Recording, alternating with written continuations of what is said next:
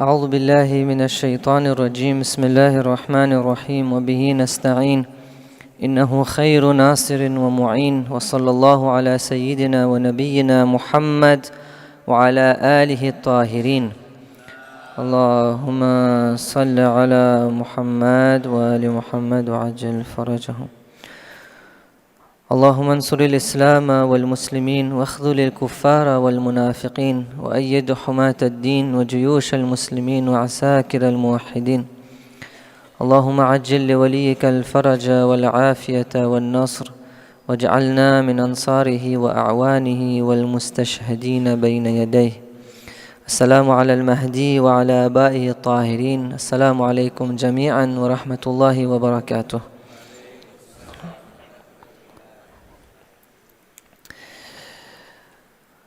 Normalement, ce soir était supposé être le dernier dars pour cette série sur le Tawhid.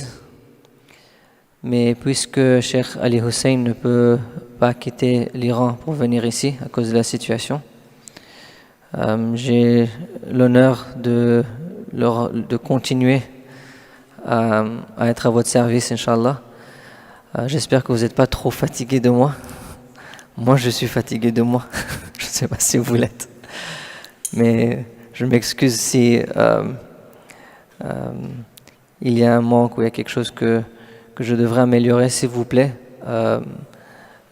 C'est très important que vous donnez votre avis, des commentaires, des retours à propos des dars et tout ça, ou bien directement à moi ou bien au comité. Comme ça, Inch'Allah, je peux essayer de changer les choses, améliorer les choses, Inch'Allah. Ça a été un grand tawfiq d'être ici les 2 premières semaines, et Inch'Allah, j'espère que je pourrai faire mon mieux pour vous servir les prochains jours, Inch'Allah.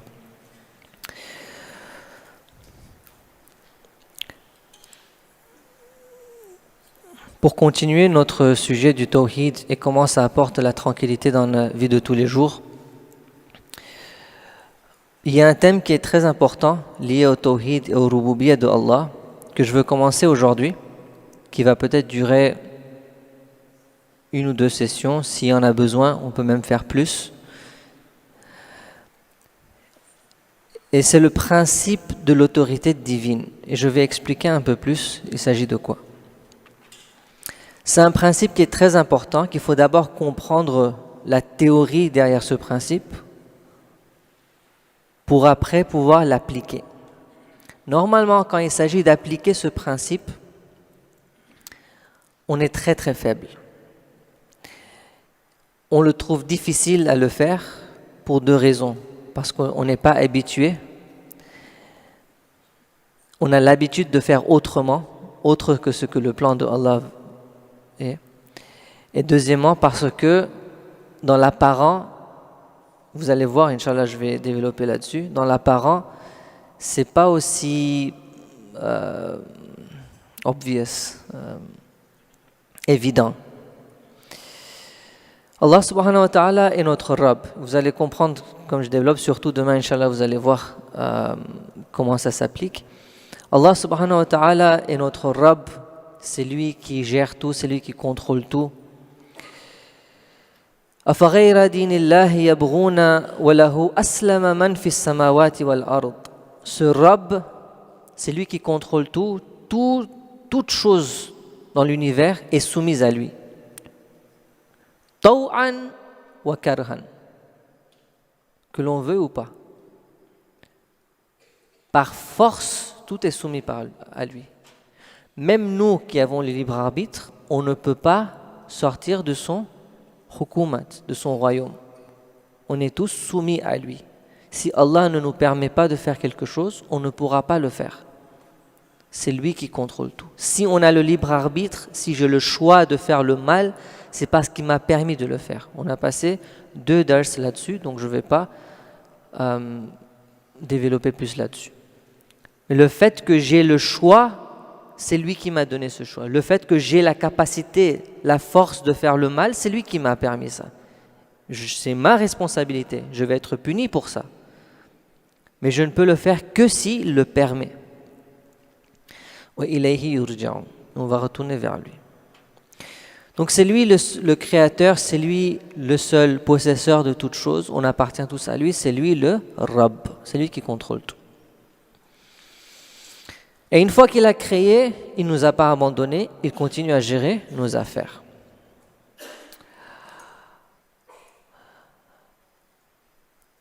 Et il est normal de craindre Allah quand on pense de lui comme le Seigneur, comme celui qui contrôle tout. وَلَهُ الْكِبْرِيَاءُ فِي السَّمَاوَاتِ وَالْأَرْضِ وَهُوَ الْعَزِيزُ الْحَكِيمُ.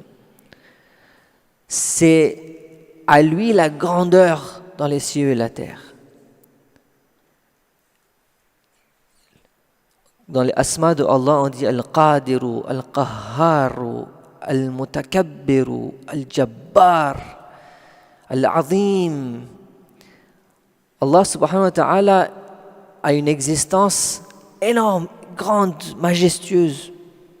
Et quand on regarde, on essaye de comprendre Allah, surtout à travers les signes de Allah, il est tellement grand, il est tellement puissant que ça peut nous faire peur.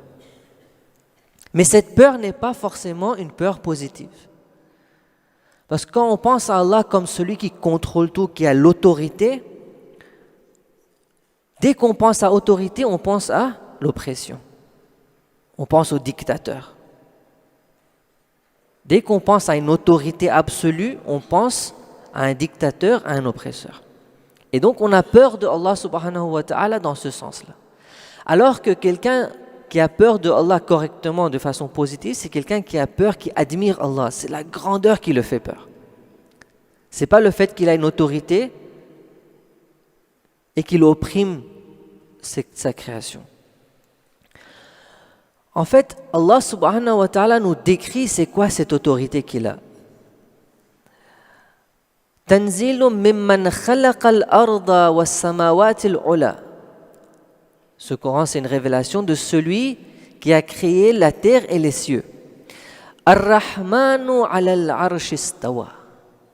Cet être qu'on a dit yudabbiru al-amr. Vous vous rappelez du verset qui disait que Allah est Rabbu samawati wal-ard, khalaqa al-arda fi sittati ayyam, thumma stawa ala al-arsh. Allah a créé le monde en 6 jours et puis il s'est assis sur son trône. On a dit le trône, ça veut dire l'autorité. Allah nous dit c'est quelle sorte d'autorité, c'est quelle forme d'autorité. Ar-Rahmanu ala al-arsh istawa. C'est quel Allah qui est en contrôle de tout ça? C'est Allah qui est Ar-Rahman. L'autorité de Allah, c'est une autorité qui est basée sur la miséricorde d'Allah. Lahu ma fi samawati wa ma fi al-ard wa baynahuma wa ma tahta ath-thara. Tout ce qui existe dans les cieux, dans la terre, sous la mer, tout est sous le contrôle de Allah, sous l'autorité de Allah. Mais quel genre d'autorité? Pas un dictateur, pas un oppresseur. Une autorité basée sur la miséricorde. Ar-Rahmanu ala al-arsh istawa. Ça veut dire quoi Ar-Rahman? Rahma, ça veut dire quoi? Ar-Rahman, c'est un attribut de Allah qui veut dire que Allah, de son existence, il fait le bien. Et la première chose que Allah fait, c'est qu'il crée. Pour faire le bien à quelqu'un, il faut que quelqu'un existe. N'est-ce pas? Donc là, le premier bien que Allah fait, la première manifestation du rahma de Allah, c'est dans le fait qu'il crée. Son khilqat, son khalq, c'est un aspect de son rahmaniya. C'est pour ça que quand on parle de Ar-Rahman, on dit c'est une miséricorde qui embrasse toute chose, toute création. Que ce soit un être humain, ou une plante, ou un animal, ou une pierre, une planète, une étoile, l'énergie, le temps, tout ce qui a été créé par Allah, Allah embrasse tout ça par sa miséricorde. Même les kafirines, même ceux qui rejettent Allah, Allah il est Rahman envers eux. Pourquoi? Parce qu'un kafir ne peut pas exister sans que Allah le garde en existence. Vous comprenez? Ar-Rahman doit être là pour le kafir aussi. Le kafir ne peut pas être kafir sans Allah. Si Allah le lâche, il arrête d'exister.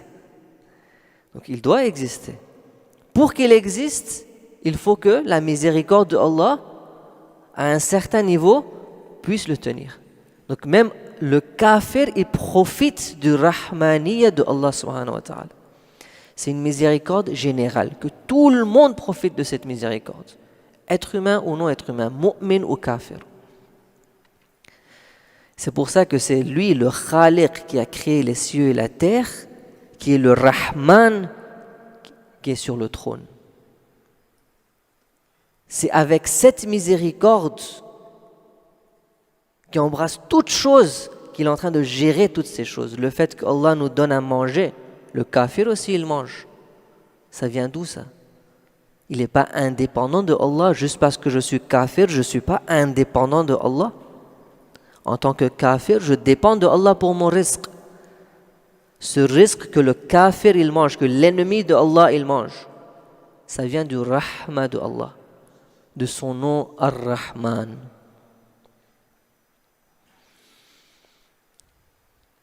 En fait, le rahma de Allah, vous savez c'est quoi?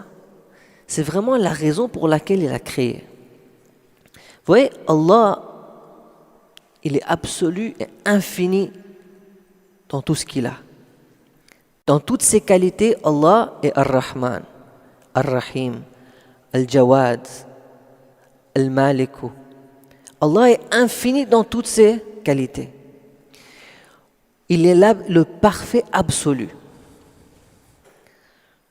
Je veux me lever, mais je ne sais pas si je vais tenir debout. J'ai une blessure.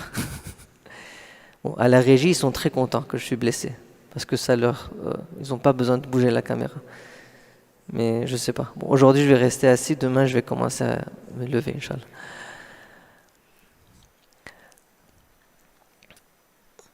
Allah subhanahu wa ta'ala est l'être qui est parfait dans son sens absolu et infini. Ça veut dire que sa miséricorde est infinie. Sa générosité est infinie. Ça veut dire quoi? Ça veut dire qu'il veut donner. Il veut donner. Il veut que d'autres puissent profiter de ce qu'il a. Il n'y a aucune chose qui va empêcher Allah de donner, n'est-ce pas? Est-ce qu'il y a quelque chose qui peut empêcher Allah de faire ce qu'il veut? Non. Donc d'un côté, Allah veut donner, de l'autre côté, personne ne peut l'empêcher. Donc qu'est-ce qu'il va faire? Il va donner. Allah, tout ce qu'il fait, il donne, il donne, il donne. Et la première chose qu'il donne, c'est l'existence. Il crée. Il crée, il donne l'existence, et puis il continue à soutenir cette existence. Il lui donne ce qu'elle a besoin. Allah, tout ce qu'il veut faire, c'est donner. Il aime donner. C'est sa qualité, c'est son rahmaniya, c'est son djoud. Vous avez vu les personnes qui sont généreuses, ils cherchent des excuses pour donner. Ils veulent toujours donner. Dès qu'il y a un pauvre, ils vont donner. Dès que vous lui dites même pas que vous avez besoin. Dès qu'il sent qu'il y a un besoin, directement il va dire comment je peux t'aider. Tu as besoin de quelque chose. Maintenant, imaginez cette qualité dans son sens absolu, infini. Allah veut donner. Donc Allah, il a créé tout ce qui peut être créé parce que c'est ce qu'il veut faire. Maintenant, comment faire pour créer une création qui peut profiter au maximum de tout ce que Allah peut le donner? Ça, c'est insan. Allah a créé l'être humain et il lui a donné quoi? Tous les noms de Allah. Wa 'allama Adam al-asma'a kullaha.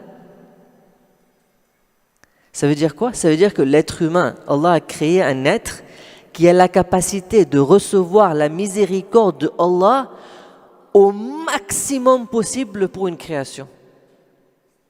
Pourquoi Allah ferait ça? Parce qu'il le veut. Il veut donner le maximum.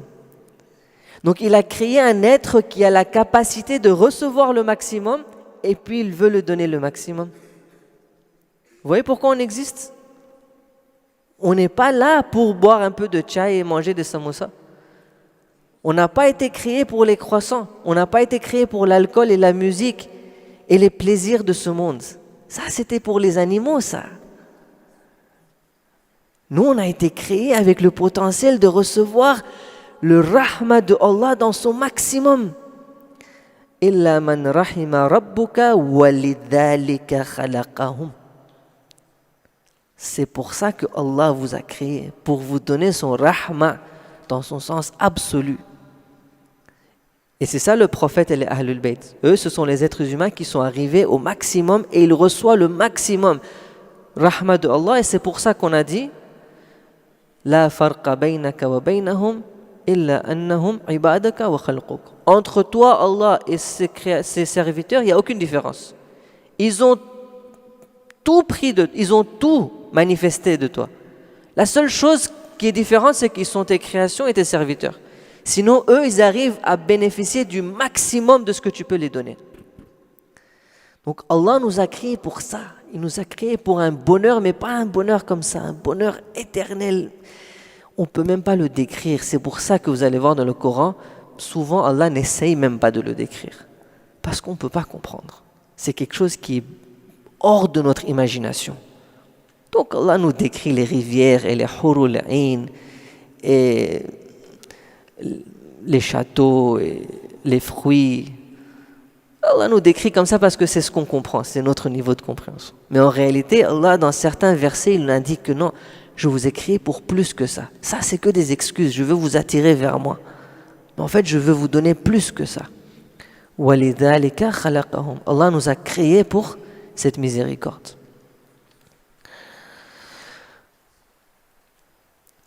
Ar-Rahim, c'est un autre nom d'Allah qui vient du même mot, Rahma.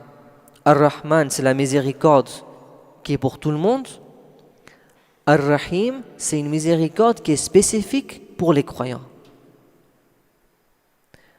On est égaux aux kafirs quand il s'agit de notre risque. On a besoin de manger, ils ont besoin de manger. Ils ont besoin du rahma de Allah, on a besoin du rahma de Allah.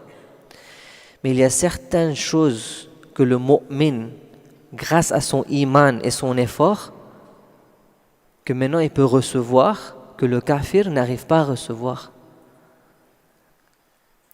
Le kafir ne s'expose pas à la miséricorde divine dans son entièreté. Il s'est bloqué. Il a dit, moi je ne veux pas plus que ça. Tout ce que je veux, c'est le dunya. Je veux seulement manger, boire et m'amuser dans ce monde. Je ne veux pas plus de rahma que ça. Allah, il veut le donner, mais il refuse. Le mu'min, quand il dit, je crois, Rabbana atina fid dunya hasana wa fil akhirati hasana.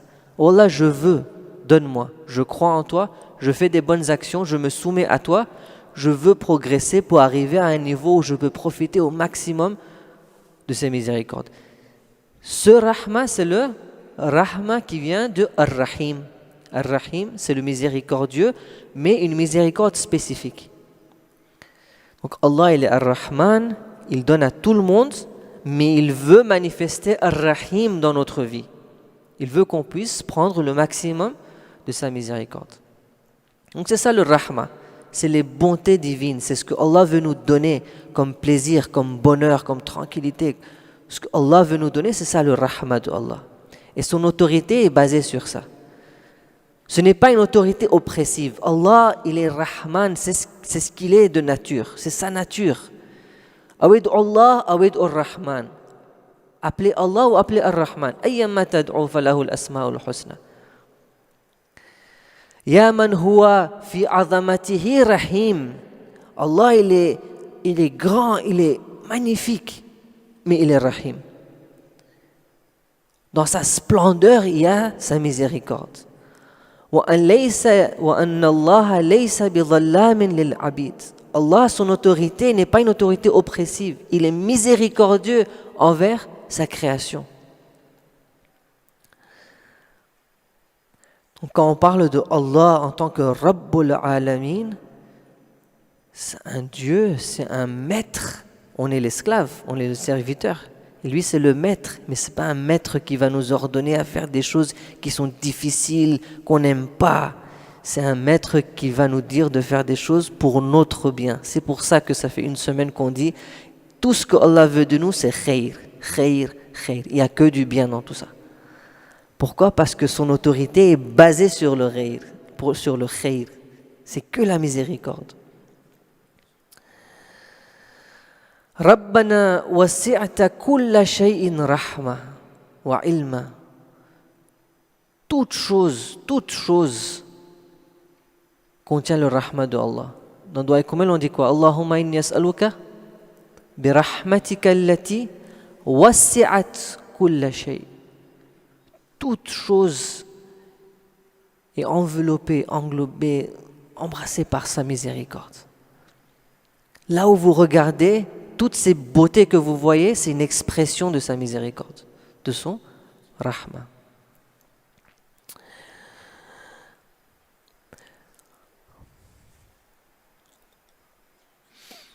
Donc, un autre hadith, j'ai amené ça, j'aime beaucoup ce hadith.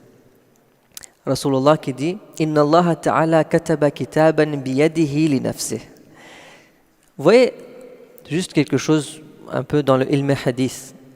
Vous voyez, Allah et le prophète utilisent une langue, la langue arabe, qui est une langue qui est normalement a été créée pour décrire les choses matérielles. Maintenant, Allah veut nous faire passer des concepts spirituels en utilisant une langue limitée pour le monde matériel. Donc il est forcé à utiliser des expressions pareilles. Rappelez-vous que quand on parle de arsh, on parle de trône, on parle de tout ça, c'est pour indiquer des concepts beaucoup plus supérieurs, des concepts spirituels, mais parce que la langue ne le permet pas, il le décrit de ces façons matérielles.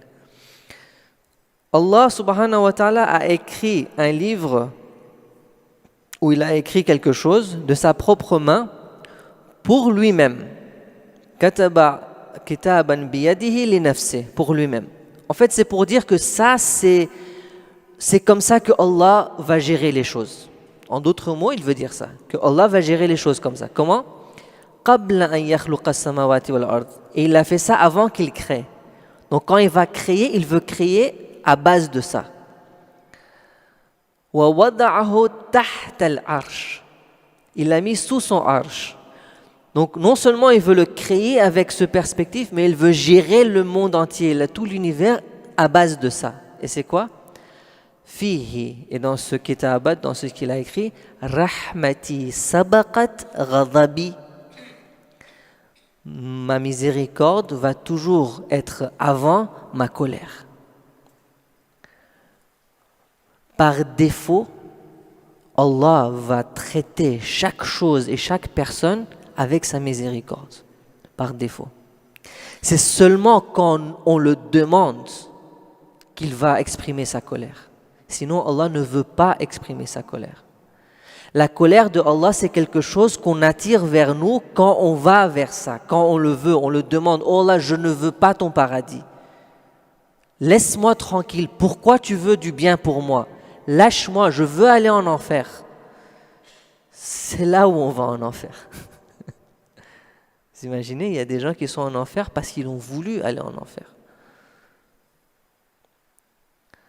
Vous savez, il y a une personne qui a dit devant Imam Sajjad, le paradis, combien c'est difficile d'aller au paradis. Imam Sajjad, il dit non, aller au paradis, c'est pas difficile. Je m'étonne pour quelqu'un qui va en enfer. Comment c'est difficile d'aller en enfer? Vraiment, il faut essayer d'aller en enfer pour arriver là-bas. Vous allez voir, regardez les journaux, vous allez voir les gens qui vont aller en enfer, c'est pas facile. Regardez tout ce qu'ils doivent faire pour aboutir en enfer.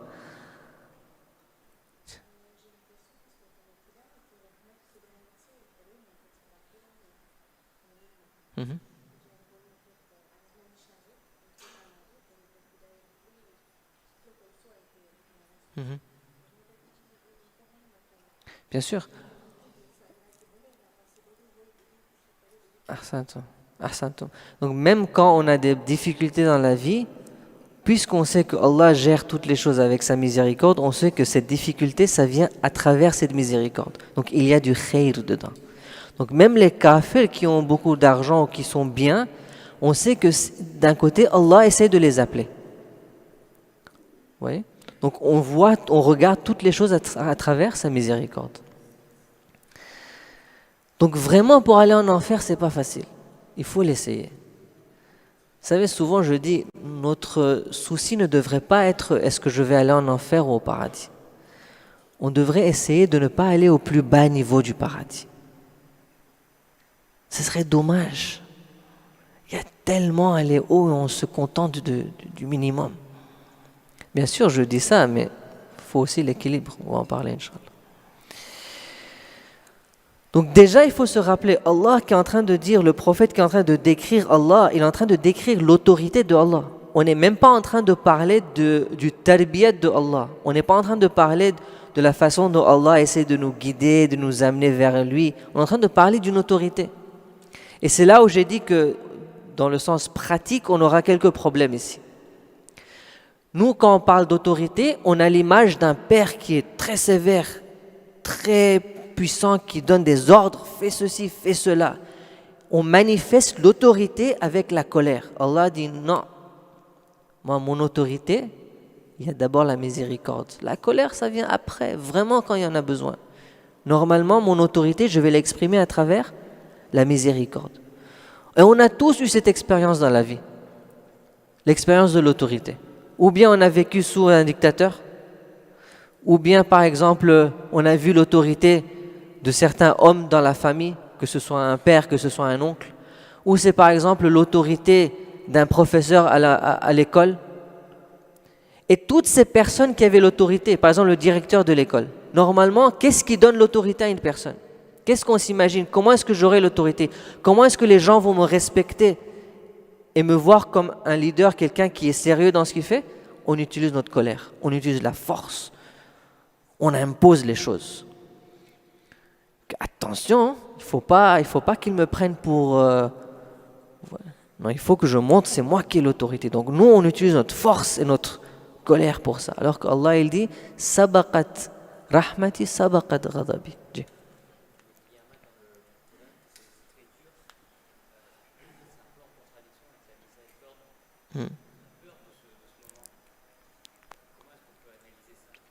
On va venir à ça, Inch'Allah.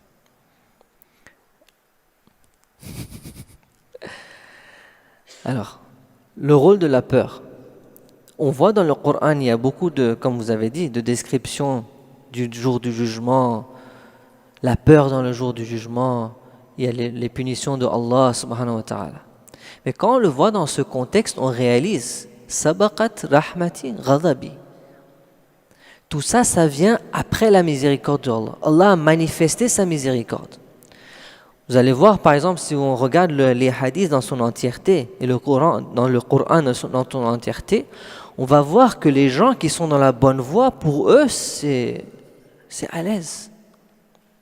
C'est les gens qui sont vraiment, qui se sont tournés et qui ont dit « je ne veux pas la réalité, je veux désobéir à Allah, je veux le monde malgré le fait que j'ai compris la réalité. » Et j'insiste sur ça. Malgré le fait que je sais ça c'est mauvais, je le fais quand même. Allah nous avertit à propos de ça. Attention, vos actions ont des conséquences. La conséquence de vos actions, vous allez les voir dans ce monde et dans l'au-delà.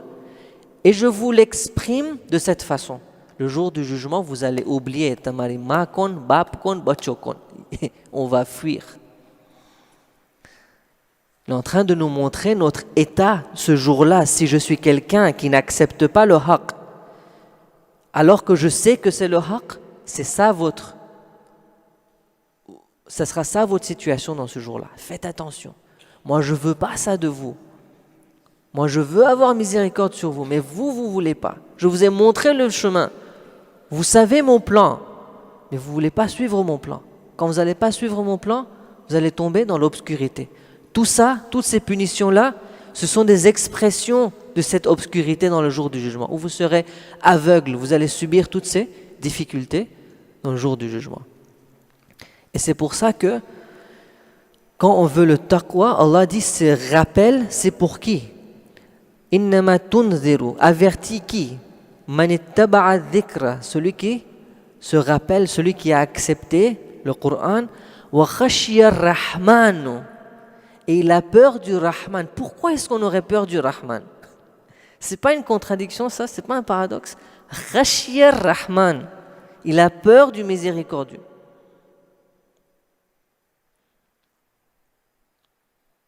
Le miséricordieux, on n'a pas peur de lui. On a peur du fait qu'on a désobéi le miséricordieux. Donc on a perdu la chance de profiter de cette miséricorde et on est tombé dans la colère de Allah.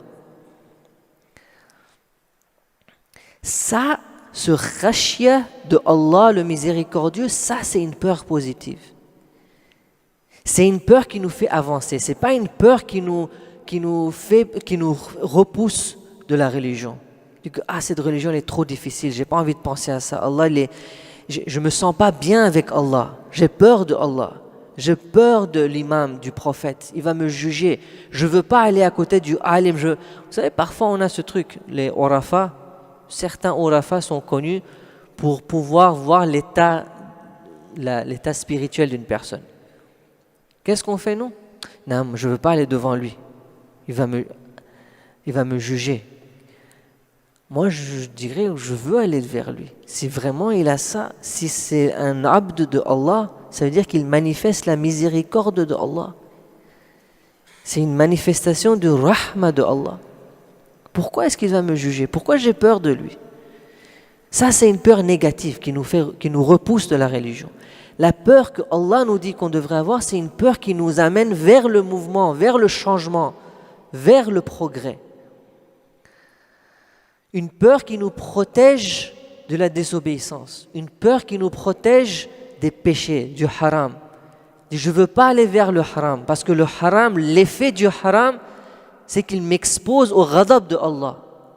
Alors que le rahma de Allah, il est là. Mais je fais des actions qui me privent du rahma de Allah et qui m'emmènent vers le ghadab. Alors que ce que Allah voulait de moi, c'était le rahma. Donc en réalité, si on va voir, quand on est devant Allah subhanahu wa ta'ala, on n'a pas peur de lui, pour qui lui il est. Parce que lui, il est Ar-Rahman. C'est bon? Lui, il est Ar-Rahman. On a peur de la conséquence de nos actions. On a fait des péchés. La conséquence des actions, elle vient d'où? Vous vous rappelez, il n'y a rien qui est indépendant de Allah. Donc même mes péchés, la conséquence va venir d'où? Ça va venir de Allah subhanahu wa ta'ala. N'oublions pas le tawhid. Tawhid, ça veut dire tout vient de Allah. Les récompenses et les punitions. Allah veut nous donner des récompenses. Mais on est en train de dire à Allah, non, je ne veux pas tes récompenses. Moi, je veux ce plaisir de ce monde. Je sais qu'elle a des conséquences. Ça ne me dérange pas. Je suis prêt à subir les conséquences de ce plaisir. Et Allah nous dit, ne fais pas ça. C'est pour ça qu'Allah fait tarbiyat de nous à travers les difficultés. Il nous secoue dans la vie parfois. Il dit, arrête, mais tu dors. Tu ne réalises pas que ces plaisirs de ce monde, ça ne vaut pas la peine. Ce monde, c'est un jeu. Ça ne vaut pas la peine. La douleur de l'autre monde, c'est beaucoup plus. Tu ne vas pas supporter tout ça. Et là, Allah nous secoue. Et un peu peur de la conséquence de tes actions. Moi, je veux du bien pour toi.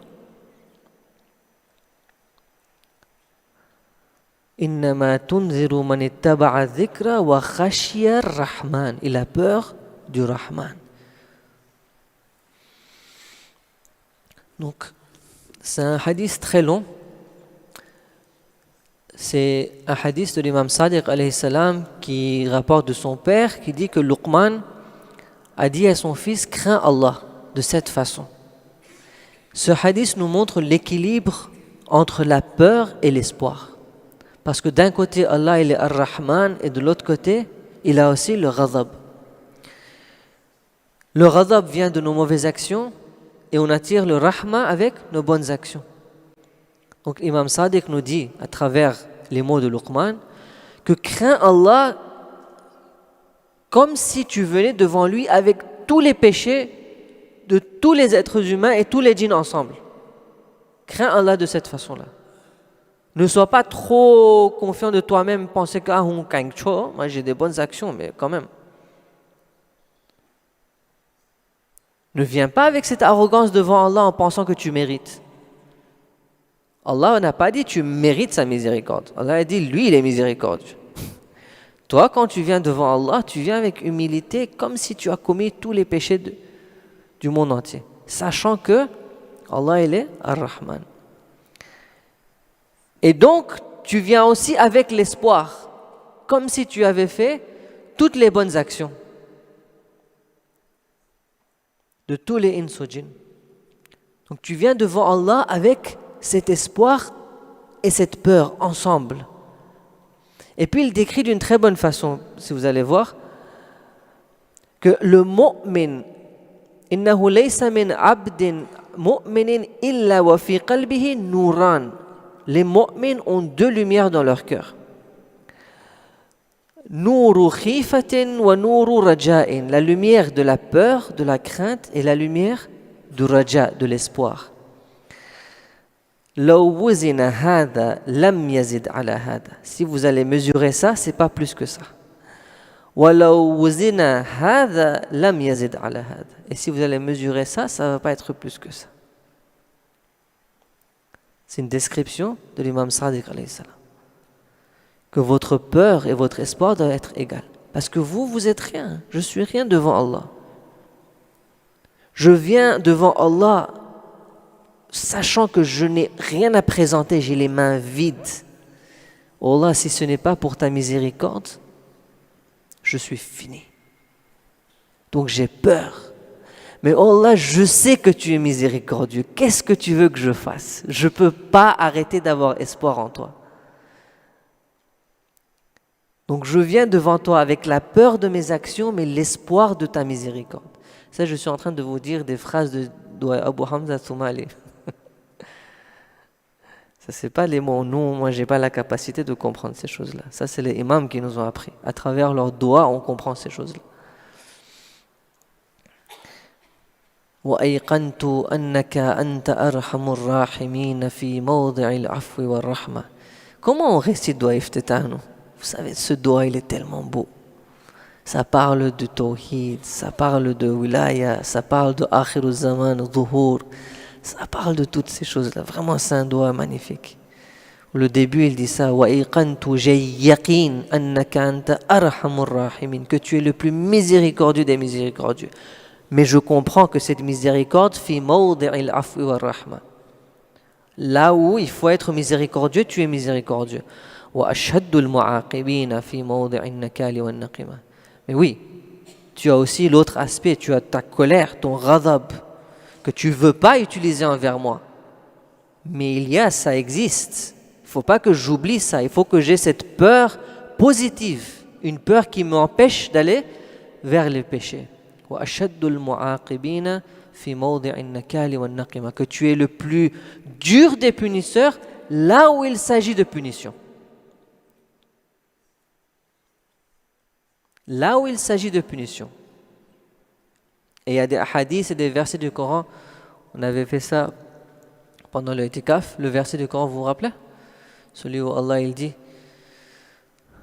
Non, ça ne se rappelle pas, c'est pas grave. Allah il dit que si vous faites une bonne action, il va vous donner 10 en retour. Ouais. Mais si vous faites une mauvaise action, il va vous punir que pour cette mauvaise action. Allah n'est pas zalim, il n'est pas oppresseur envers ses ibad. Je fais une mauvaise action, je vais subir la conséquence de cette mauvaise action, c'est tout, fini. Mais si je fais une bonne action, Allah va dire prends encore plus, vas-y, c'est bien, bravo. Allah cherche des excuses pour nous donner des sawab, pour nous amener vers lui. Il cherche des excuses. Parfois je m'étonne, je dis Allah, franchement ici il n'y avait pas besoin. Franchement je ne méritais pas là. J'ai rien fait. Le prophète il dit pendant le mois de Ramadan, donnez à manger à ceux qui n'ont pas. Une personne elle dit mais je n'ai pas d'argent. Taqillah, donne même la moitié d'une date, donne un verre d'eau. Tu peux pas donner ça? Donc Allah, tu veux me récompenser pour un verre d'eau? Oui, je veux une excuse pour te donner. Pourquoi tu prends pas? Il y a une nuit dans le mois de Ramadan qui est égale à 80 ans. Je veux te donner l'équivalent de toute ta vie en une nuit. Prends cette opportunité. Pourquoi tu prends pas? Pourquoi tu vas dormir? Prends l'opportunité. Un peu de doigt, un peu de Coran, un peu de discussion, fais quelque chose. Apprends, talabul ilm, gagne un peu de connaissances. Tout ça, ça va te donner, ça va te rapporter l'équivalent de toute une vie. Pourquoi tu prends pas? Vous voyez pourquoi je dis que vraiment Allah essaye de nous aider, mais nous on veut pas. On veut dire à Allah, tu sais quoi, je veux pas ta miséricorde. J'ai vraiment envie de brûler.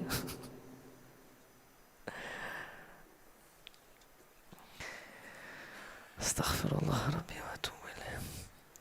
Donc, Allah, son rububiyyah est basé sur la miséricorde.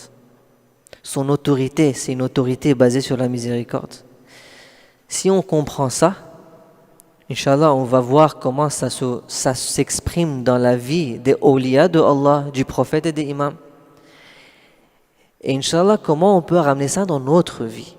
Quand nous, on est dans des positions d'autorité, et on se trouve toujours dans une position d'autorité, que ce soit en tant que parent, que grand frère ou grande sœur, professeur de madrasa, employeur, on se trouve toujours dans des positions d'autorité où il y a quelqu'un sous nous. Même si on n'a pas de petit frère ou petite sœur, même si on n'a rien, il y a les enfants de la communauté. Il y a toujours quelqu'un sous nous. Comment est-ce que nous, on agit envers eux? Et c'est quoi cette méthode de tarbiyah qui est basée sur le rahma de Allah? Non seulement une méthode d'autorité, mais une méthode de tarbiyah qui est basée sur le rahma et la gentillesse et la miséricorde. Inch'Allah, on va discuter ça dans les nuits qui suivent. Wa sallallahu ala sayyidina Muhammad wa ala alihi tahirin. Allahumma salli ala Muhammad wa ajal.